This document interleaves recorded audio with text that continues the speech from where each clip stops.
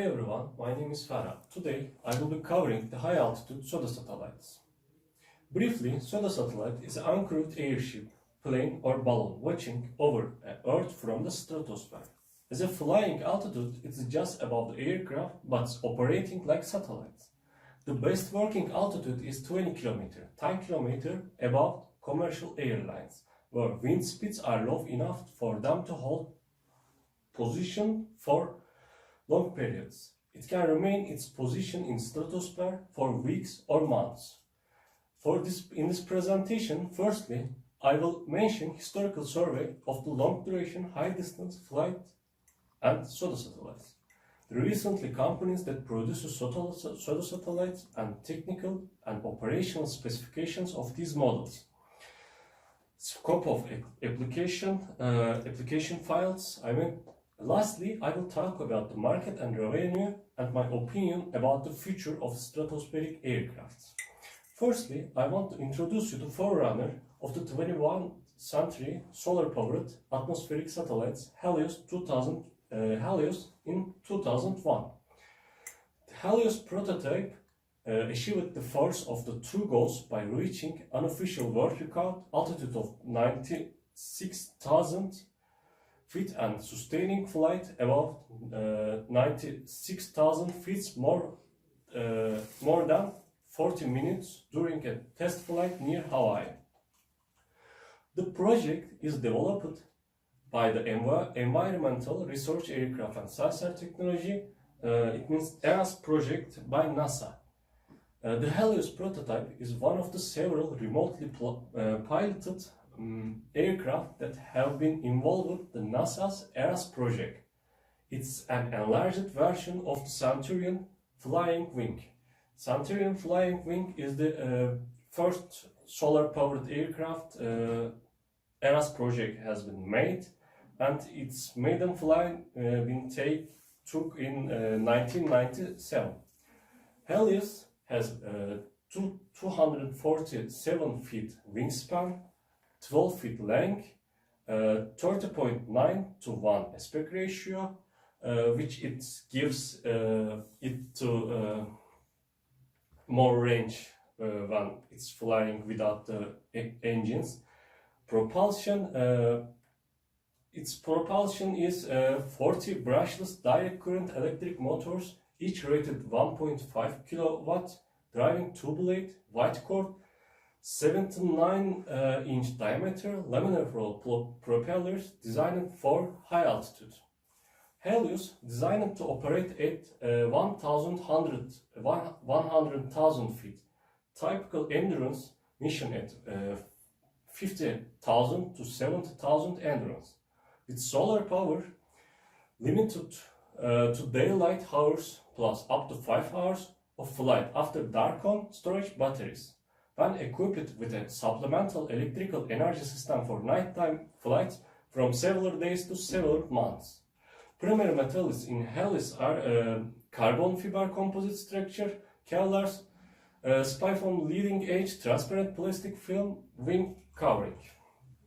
Now the next slide show the next model that I will cover. The more recent models are developed by Airbus, ESA and Boeing. You can see the image of Zephyr in here. The new generation solar-powered high-altitude pseudo satellites, HEPS, it's developed by Airbus. Zephyr means a soft, gentle breeze like its name. Speed of this airplane is not important as its flight time. The solar-powered unmanned aerial vehicle originally designed and built in 2003 by the British company Kinetic. The development of UAV is ongoing and currently part of the Airbus high-altitude pseudo satellites. The newest version, Zephyr S, is described as world's leading solar electric stratospheric UAV, and the maiden flight is reached 74,000 feet. Also, there is another version of Zephyr. Name of it is Zephyr T. T means twin twin rudder. Next slide show us the capabilities of the Zephyr S. Revolutionizes disaster management, monitoring the spread of the wildfires or oil spills. Trace the world's changing environmental landscape, monitor secure borders. We can monitor the nation's borders securely, connect securely across the globe, connect the isolated. I will mention about it in the conclusion part also. I will talk about what's the manufacturer of Zephyr company says. And next slide, the production model Zephyr S has a wingspan of 25 meters and weigh less than 75 kg.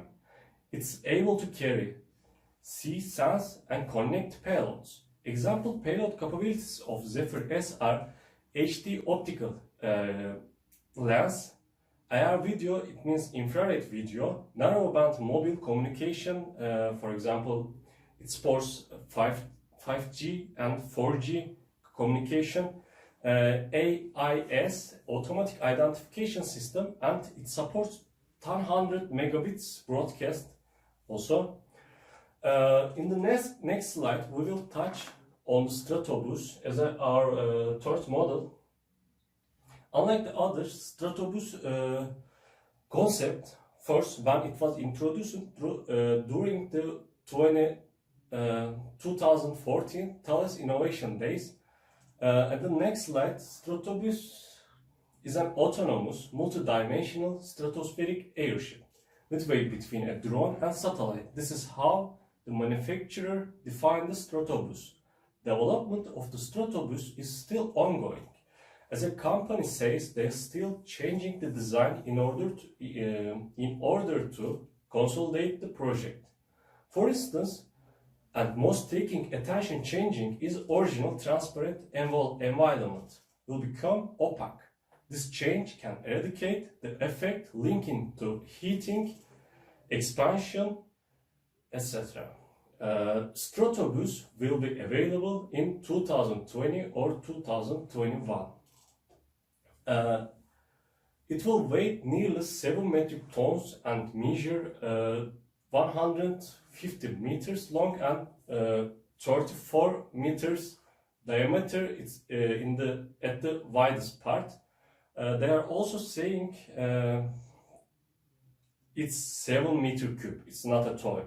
Also, one of the advantage of Stratobus is a stationary positioning and provide permanent service all year long and 24/7.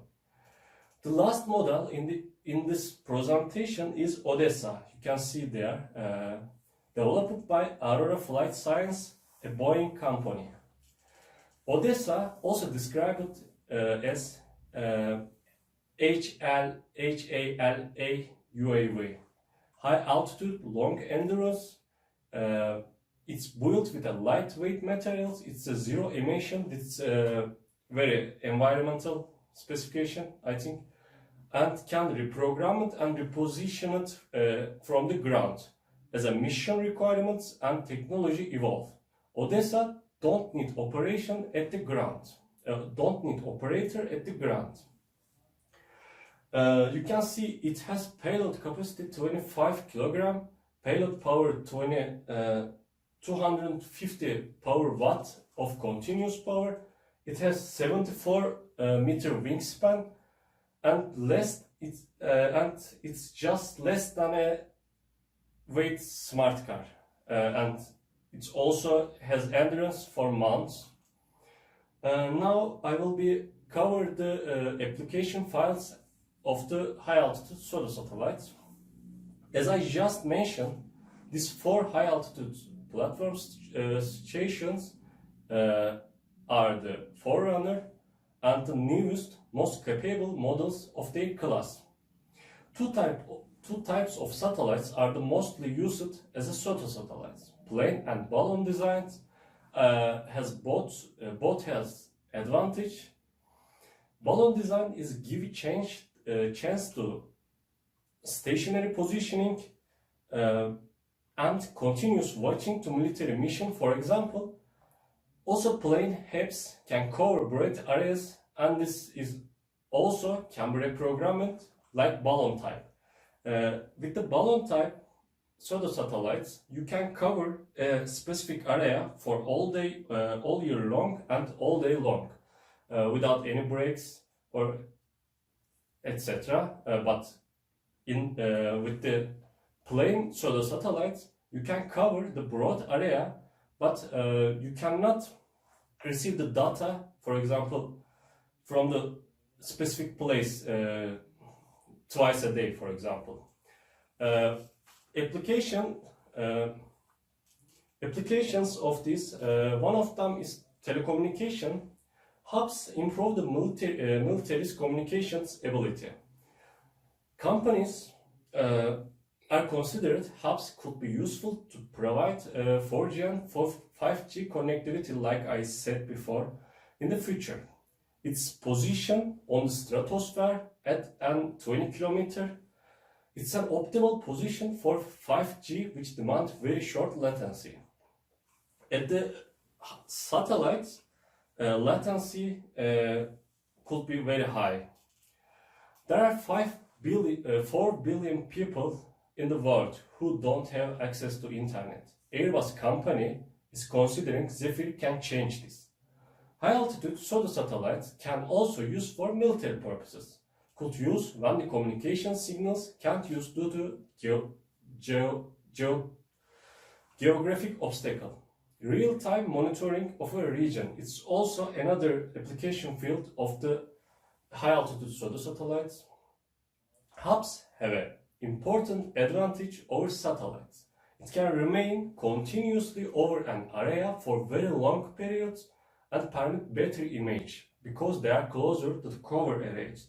They just fly over 20 kilometers above the ground. As I think most common use of HEPs is environment weather monitoring.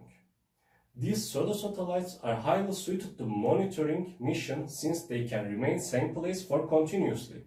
They can steadily changing over an area with a small interval. It can also use for disaster management. With observation skills of pseudo satellites, we can notice disasters more early, and we can use with them with combined the alert systems, for example. Conclusion. In this presentation, I mentioned two different types of pseudo satellites, balloon and plane type. Each type has own advantage and specifications. I think in future, when the market grows up more, pseudo satellites will fill the gap between satellites and drones. As a 2018 analysis from the Northern Sky Search company from Cambridge, atmospheric aircraft could yield $1.7 billion in the future. 1.7 billion revenue in the future. New companies will want to share the market. As I think for stratospheric aircraft, producers ones are just beginning. Thank you for listening.